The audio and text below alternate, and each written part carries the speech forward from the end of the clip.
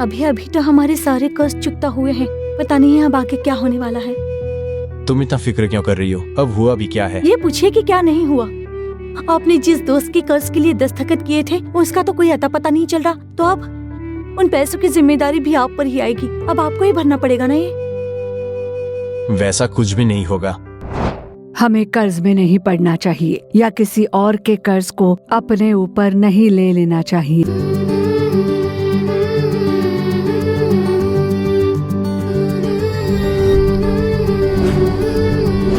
खुशहाल परिवार में हमारे सभी प्रिय श्रोताओं को प्रभु यीशु मसीह के महान नाम में आपको हमारा प्यार भरा अभिवादन। इस खुशहाल परिवार कार्यक्रम के द्वारा आप लोगों से मिलकर हमें बेहद खुशी हो रही है। बेदारी में औरतों का हिस्सा बहुत ही महत्वपूर्ण है। हमारी जो प्रार्थना है वो शैतान के कार्य को नष्ट करके हमारे देश में बेदारी लेकर आएगी, उसमें कोई भी शक नहीं है। आज के दिन हम उत्तरदायी ना होना इस शीर्षक में कार्यक्रम देखेंगे। ये तो हमारे दोस्त है, हमारे परिवारजन है, ऐसा सोचकर हम दूसरों के कर्ज के लिए उत्तरदायी बनते हैं, फिर दुविधा में फंस जाते हैं। ऐसे कई लोग हैं जिन्होंने अपनी जमीन जायदाद, अपना घर बार खो दिया।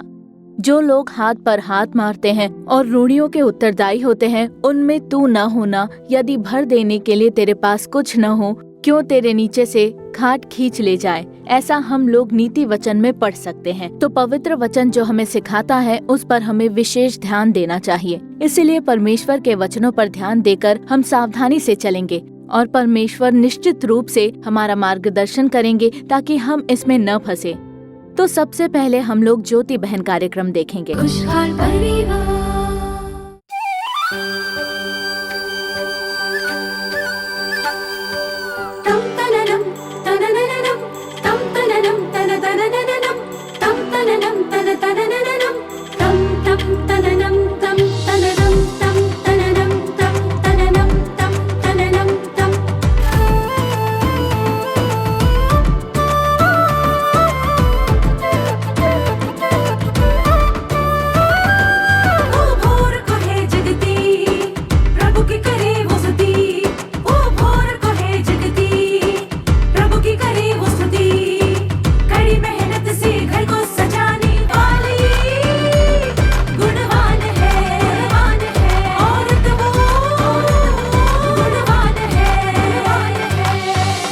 ज्योति बहन,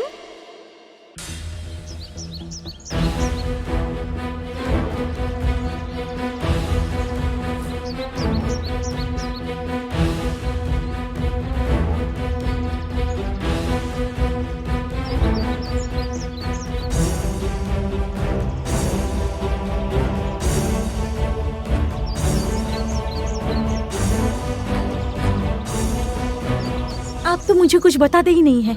अब ऐसा भी कौन सा पहाड़ टूट गया है हम पर? कौन सा पहाड़ टूट गया है? हाँ, बस अब वही बाकी रह गया है। आपके दोस्त ने कर्ज लिया था, उसके लिए दस्तखत की थी ना आपने? मैंने सिर्फ दस्तखत किया था, अपनी दौलत नहीं लुटा दी थी। दोनों एक ही बात है। अगर उसका पता नहीं चला तो आप पैसे कहाँ से लौटाएंगे? वैसा कुछ भी नहीं होगा। तुम्हारे पिता की बेइज्जती का गुस्सा मुझ पर मत उतारो। आप कुछ भी अनाप शनाप मत बोलिए। बस देखती हूँ कि अब आप क्या करते हैं। अरे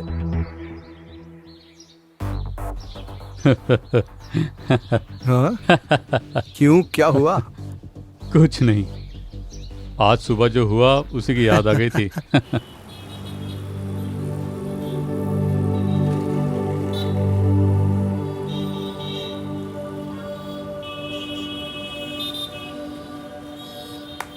और विदेशी बाबू, क्या हाल है? मैं बढ़िया हूँ, तुम कैसे हो? मैं भी एकदम बढ़िया हूँ। पर तुम कब शहर से लौटे? मैं बस कल ही लौटा हूँ और फिर लौट कर जा रहा हूँ। आज ही लौटोगे क्या? आज नहीं, अभी जा रहा हूँ। एक अर्जेंट काम आ गया, इसलिए जाना पड़ रहा है। सिर्फ टूथपेस्ट खरीदा है, मैं ही चुका देता हूँ। अरे पैसे क्या निकालते हो, मैं संभाल लूंगा, तुम चलो। अरे तुम क्यों तकलीफ उठाते हो? वो पैसे लेंगे तभी ना, तुम चलो, ठीक है, संभालूंगा। मुझे भी देरी हो रही है, चलता हूँ, चलो बाय। मिलते हैं। भैया 1 किलो शक्कर चाहिए। मुन्ना, इन्हें 1 किलो शक्कर दो।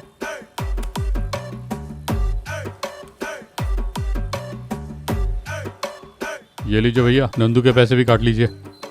हाँ भाई, ये क्या 100 रुपए दे रहे हो? कुल मिलाकर 8,340 रुपए होता है। हाँ? 8,340 रुपए। अरे भैया, सिर्फ एक पेस्ट और शक्कर के लिए इतने हो गए? ये तो आप हमें फंसा रहे हो। अरे भाई, तुम्हें फंसा कर मुझे क्या मिलेगा? वो तुम्हारा दोस्त पहले ही सब कुछ खरीद कर ले गया। बस वो पेस्ट यहाँ भूल गया था, इसलिए उसे लेने आया था। चलो चलो जल्दी पैसे चुकता करो और चलते बना यहाँ से। वो तो चुपचाप पैसे चुका ही रहा था, बड़ा आया दोस्त के पैसे चुकाने वाला। आंखें तो देखो, बिल्कुल चोर समान। इसीलिए तो किसी को भी ठीक से समझे बिना उत्तरदायी के दस्तखत नहीं करने चाहिए। देखा, मैंने जैसा कहा था वैसा ही हुआ ना। अभी अभी तो हमारे सारे कर्ज चुकता हुए हैं, पता नहीं अब आगे क्या होने वाला है। तुम इतना फिक्र क्यों कर रही हो? अब हुआ भी क्या है? ये पूछिए कि क्या नहीं हुआ। अपने जिस दोस्त के कर्ज के लिए दस्तखत किए थे उसका तो कोई पता ही नहीं चल रहा है, तो अब उन पैसों की जिम्मेदारी भी आप पर आएगी ना। आपको ही भरने पड़ेंगे ना वो पैसे। वैसा कुछ भी नहीं होगा।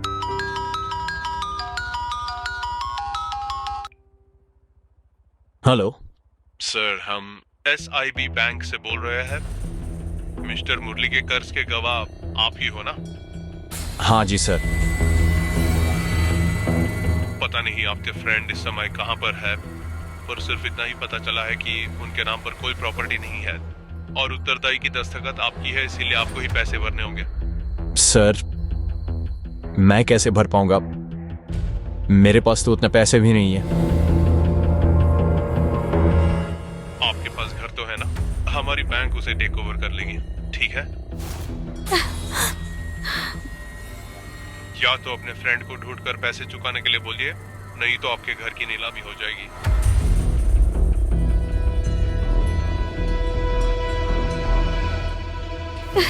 अब हम क्या करेंगे? हम तो लूट ही जाएंगे। हमारा एक घर भी हमारे हाथ से चला जाएगा। मैंने आपसे पहले ही कहा था ना कि कर्ज के लिए दस्तखत मत कीजिए। अब देखिए आपकी दोस्त पर भरोसा करके आपको क्या मिला। मालती, बस अब बहुत हो गया, चुप रहिए। जब मैंने आपको समझाया था तब तो आपने मेरी एक नहीं सुनी, और अब बताइए आगे क्या करने वाले हैं आप? कुछ समझ नहीं आ रहा।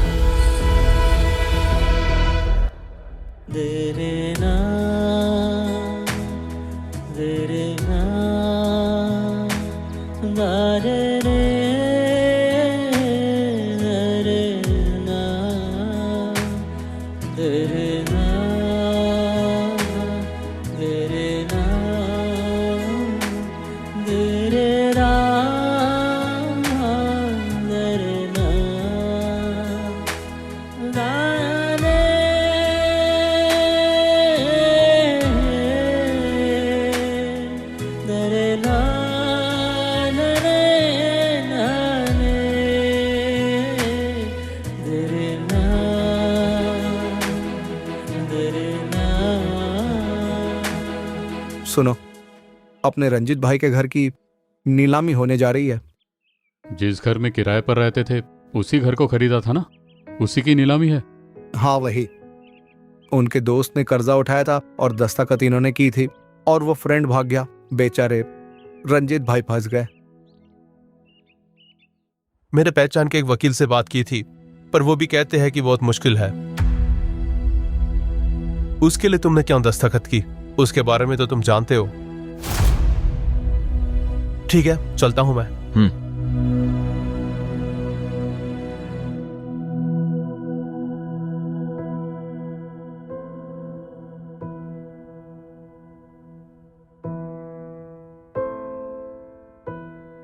रंजीत, आप तो पढ़े लिखे हो, लेकिन इस विषय में आप इतने अनजान कैसे रह गए?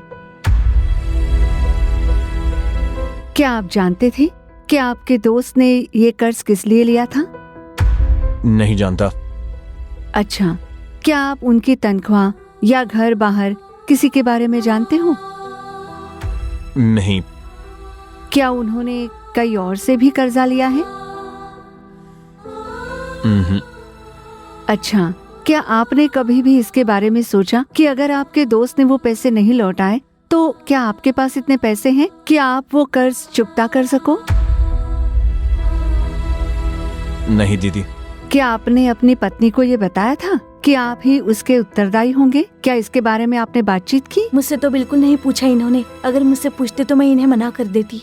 अगर इसमें एक के बारे में भी आपने सोचा होता तो उत्तरदायी होने के तौर पर दस्तखत नहीं किया होता। आज कई लोग यही गलती करते हैं। आप बेशक दस्तखत करें, लेकिन इन सारी बातों का ख्याल रखना जरूरी है। घर पर सबका निर्णय लेना चाहिए। दोस्त होने के खातिर उत्तरदायित्व का दस्तखत करके कई लोगों ने अपनी धन दौलत खो दी है। हमारा भी वैसा ही हाल है। बस अब 2 ही दिन में इस घर की नीलामी होने जा रही है। रंजीत, आप जानते हो नीति वचन 22 का 26 और 27 में क्या लिखा गया है? जो लोग हाथ पर हाथ मारते और ऋणियों के उत्तरदायी होते हैं, उनमें तू न होना। यदि भर देने के लिए तेरे पास कुछ न हो तो वो क्यों तेरे नीचे से खाट खींच ले जाए? यही बाइबल में लिखा है। अब तुम्हारे जीवन में भी बस वही तो हुआ है। इसमें से बचने के लिए तुम अब क्या करने वाले हो, उसके बारे में भी परमेश्वर ने बाइबल में साफ लिखा है। नीति वचन अध्याय 6 पहले 5 वचन जब आप पढ़कर देखोगे, यदि तू अपने पड़ोसी का उत्तरदायी हुआ हो अथवा परदेशी के लिए हाथ पर हाथ मार कर उत्तरदायी हुआ है तो जा उसको साष्टांग प्रणाम करके मना ले। ऐसे बाइबल में लिखा हुआ है। अब आप अपने दोस्त के पास नहीं, प्रभु के पास जाकर प्रार्थना करें। अपने आप को दीन बना ले। जो गलती की है उसे स्वीकार कीजिए। अब हम ऐसा नहीं करेंगे। हमारी सहायता कीजिए, ऐसी प्रार्थना कीजिए। रंजीत, मालती, ऐसी स्थिति में से भी प्रभु यीशु आपको बचाने के लिए सामर्थी हैं।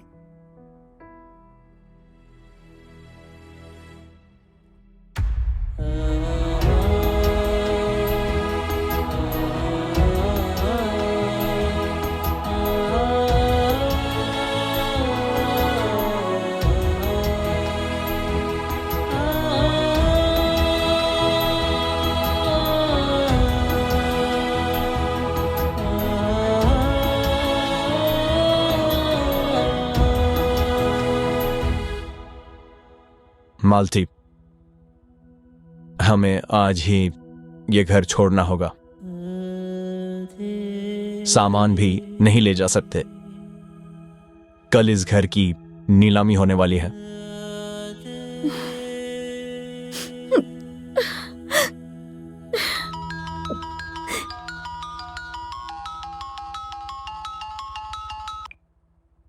हेलो हेलो रंजीत, मैं SIB बैंक से बोल रहा हूँ। हमने आपसे कहा था कि आज आपको घर खाली करना पड़ेगा।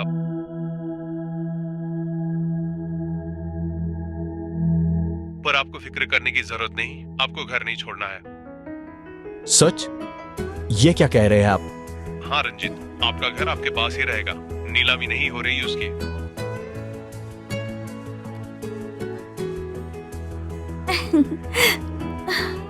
सर, पर पैसे तो मैंने चुकाए ही नहीं। जरूरी नहीं कि पैसे आप ही चुकाए, कोई और भी चुका सकता है।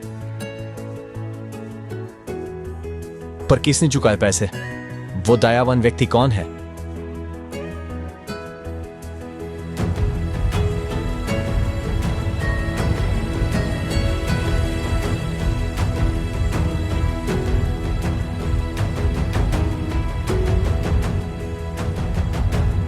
खुशहाल परिवार। तो क्या प्रियजनों, आप लोगों ने देखा दूसरों के लिए उत्तरदायी बनने के कारण कितनी समस्या हुई। तू बहुतेरी जातियों को उधार देगा, परंतु किसी से तुझे उधार लेना ना पड़ेगा, ऐसे परमेश्वर ने हमसे प्रतिज्ञा की है। इसीलिए जो कोई आपसे उत्तरदायी के लिए दस्तखत मांग कर आए तो उन्हें सलाह देकर प्रार्थना करे, आप इस तरह की किसी भी समस्या में ना पड़े। अगर आपने किसी और के लिए उत्तरदायी बनकर दस्तखत किया हो तो आज हम आखिर में आपके छुटकारे के लिए प्रार्थना करने वाले हैं। तो आप प्रार्थना के साथ संदेश सुनिए और अपना छुटकारा पा लीजिए।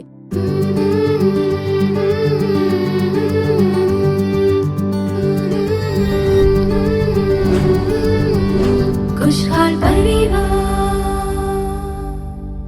हमारे परमेश्वर और प्रभु यीशु मसीह के महान नाम में आप सभी को मेरा प्रेम भरा अभिवादन।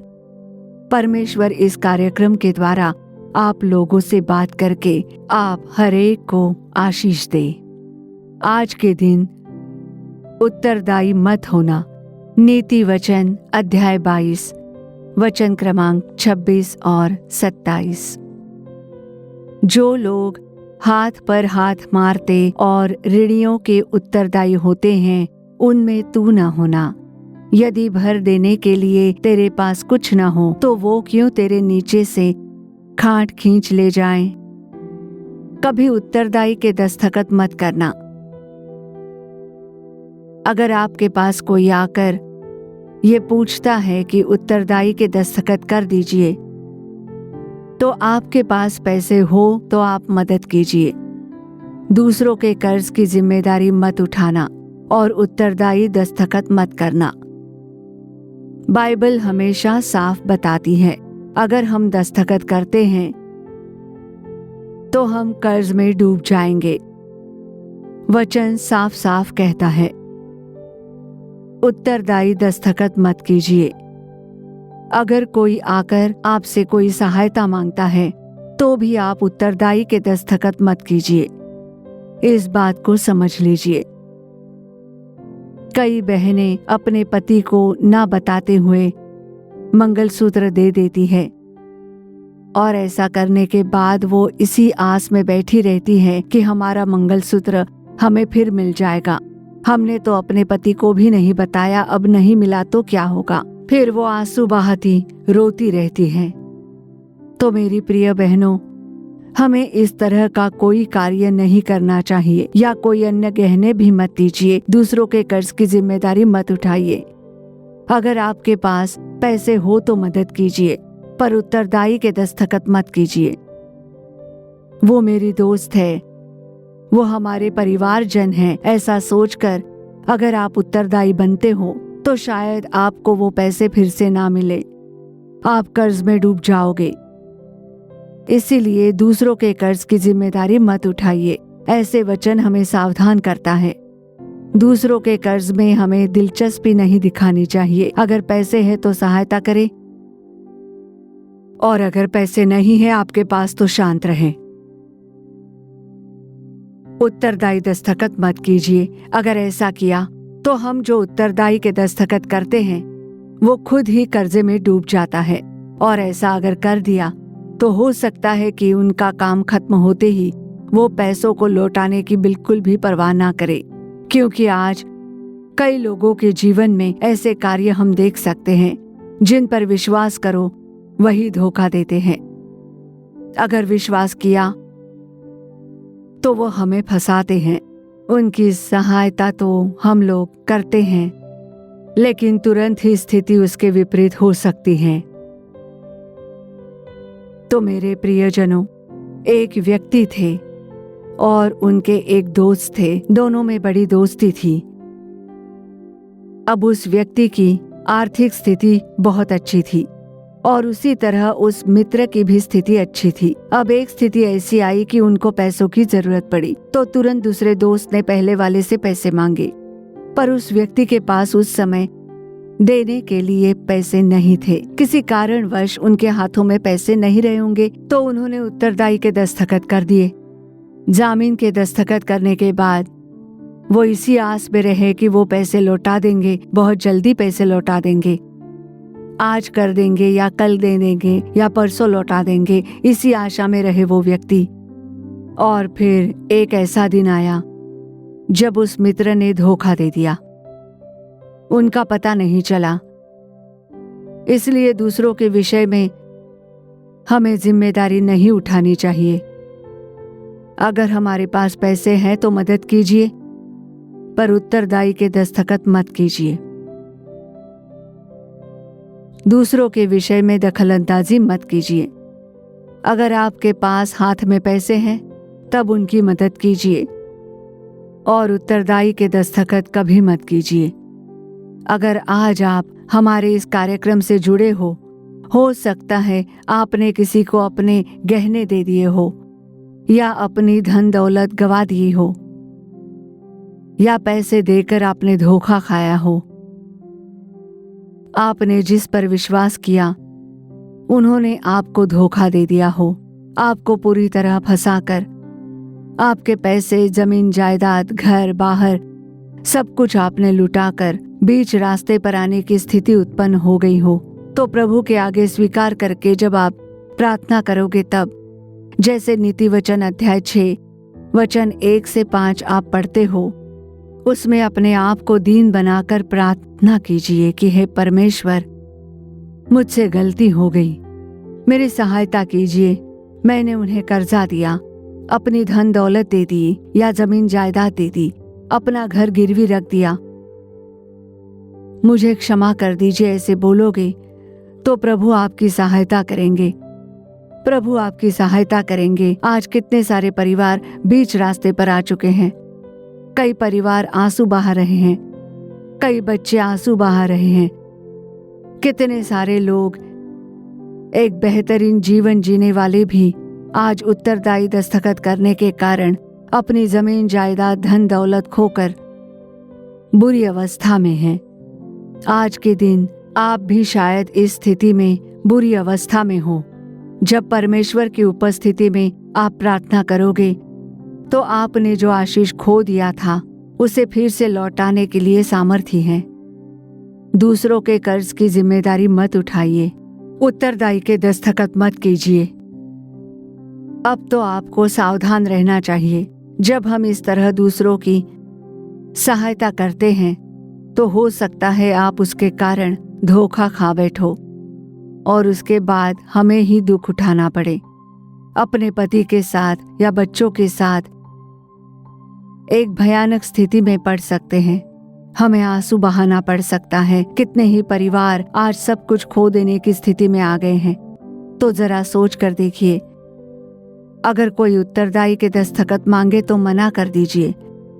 आपके पास पैसे हो तो उसे मदद कीजिए। कहिए थोड़े पैसे हैं मेरे पास, मैं ये पैसे तुम्हें दे सकता हूँ, पर दस्तखत मत कीजिए। अपनी जमीन जायदाद मत दीजिए। ऐसा मत कहना कि उसे रखकर तुम अपना कर्ज उठा लो। अपना घर गिरवी मत रखना या जमीन जायदाद भी नहीं। अपनी कोई भी चीज उन्हें गिरवी रखने मत देना। हो सकता है आप उसके बाद धोखा खा लो, क्योंकि आज के दिन आप किसी पर भी विश्वास नहीं कर सकते। ऐसा आप बिल्कुल भी मत सोचिए कि ये तो परिवारजन है, आप स्थिति समझ नहीं पाओगे और हो सकता है वो आपको धोखा दे दे। इसीलिए दूसरों के विषय में आप दखल अंदाजी मत कीजिए। दूसरों के कर्ज के उत्तरदायी मत बनिए। अगर आपके पास देने के लिए कुछ नहीं, तो जैसे वचन में कहा गया है कि ऐसी भी स्थिति आ सकती है कि आपके नीचे से आपकी खाट भी खींच ली जाए। तो सावधान रहिए मेरे प्रियजनों, उत्तरदायी दस्तखत मत कीजिए। इस बात को समझ लीजिए, कहीं पर भी आप उत्तरदायी दस्तखत करने के लिए मत जाइए। उस तरह हमें कर्ज में नहीं गिरना है। दूसरों के कर्ज की जिम्मेदारी हमें अपने सिर पर नहीं उठानी है। सावधान रहना चाहिए। दूसरों के कार्य में दखलंदाजी ना करें और दस्तखत मत कीजिए। हम जब वैसा करते हैं तो हम जिस पर विश्वास करते हैं तो वो हमें धोखा दे सकते हैं और हम आंसू बहाते हुए बुरी अवस्था में पड़ सकते हैं। जब प्रभु की उपस्थिति में हम प्रार्थना करते हैं तो प्रभु हमें बचाएंगे। परमेश्वर की उपस्थिति में कहिए, प्रभु मैं अपनी गलती मानता हूँ, मैं तो बहुत ही मामूली इंसान हूँ, अनजाने में गलती हो गई, मुझे क्षमा कर दीजिए, मेरी सहायता कीजिए। ऐसे आप प्रार्थना कीजिए।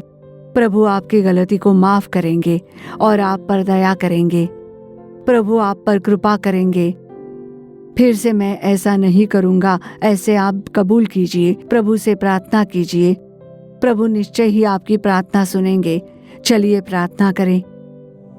हे प्यारे स्वर्ग के पिता, आपको धन्यवाद देते हैं पिता, दूसरों के कर्ज के लिए उत्तरदायी होकर, उत्तरदायी के दस्तखत करके, दोस्तों के धोखा देने के कारण आज के इस दिन आंसू बहते हुए लोगों को आप जानते हो परमेश्वर। हे प्रभु यीशु, दाऊद के पुत्र मुझ पर दया कर, ऐसे कहने वाले अंधे पर आपने कृपा की थी। अपने बच्चों के जीवन में आप चमत्कार कीजिए। आपके बच्चों ने जो कुछ पैसे और जमीन जायदाद खो दिए हैं उसे उन्हें फिर से लौटा कर आशीष कीजिए परमेश्वर। आपके बच्चों को ज्ञान प्रदान कीजिए प्रभु, अच्छी बुद्धि दीजिए और समझ दीजिए। वो दूसरों के कर्ज की जिम्मेदारी ना उठाए और हर स्थिति में आपकी ओर प्रार्थना करने के लिए, आपकी आज्ञा का पालन करके चलने के लिए उन्हें आशीष दीजिए। आप ऐसा कर रहे हो इसीलिए आपका धन्यवाद देते हैं। सारी स्तुति, आदर और महिमा सिर्फ आपको ही देते हैं परमेश्वर। प्रभु यीशु के नाम में प्रार्थना करते हैं हमारे अच्छे पिता, आमीन आमीन।